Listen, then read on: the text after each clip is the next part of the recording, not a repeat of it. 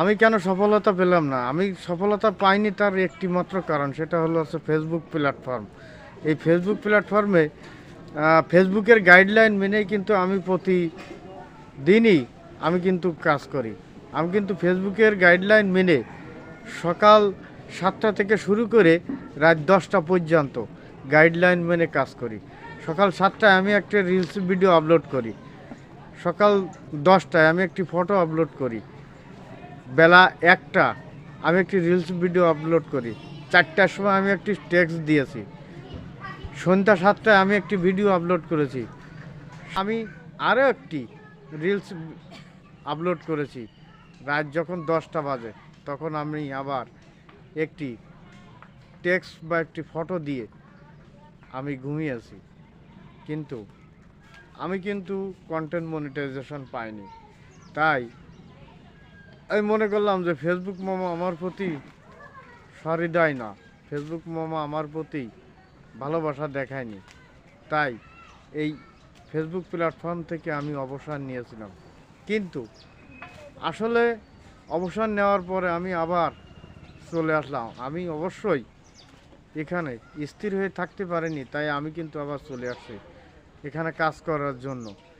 তা একটা কথা বলবো যে ফেসবুক প্ল্যাটফর্মে কাজ করতে এসে কন্টেন্ট মনিটাইজেশন আমাকে দেয়নি, তার মানে যে আমি সেটাকে একেবারেই হাল ছেড়ে চলে যাব না, আমি সেই কাজটি করব না। বিদায় আমি আবার নতুন করে আমি কিন্তু এখানে চলে আসছি কাজ করার জন্য।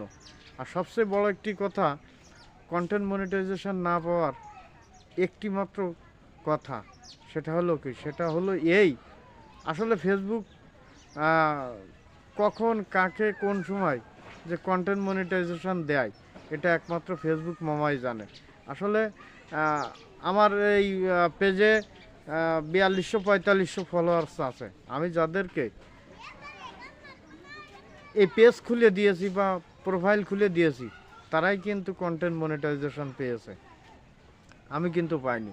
তারা হয়তো সর্বোচ্চ হয়তো 3টে বা 4টে তাদের ভিডিও আছে, টেক্সট আছে হয়তো 2টো কি 5টা, কি ফটো আছে 4টে। আর আমার এতে কমপক্ষে শত শত ভিডিও রয়েছে, শত শত টেক্সট রয়েছে, শত শত ফটো রয়েছে, কিন্তু আমি আজ কন্টেন্ট মনিটাইজেশন পেলাম না।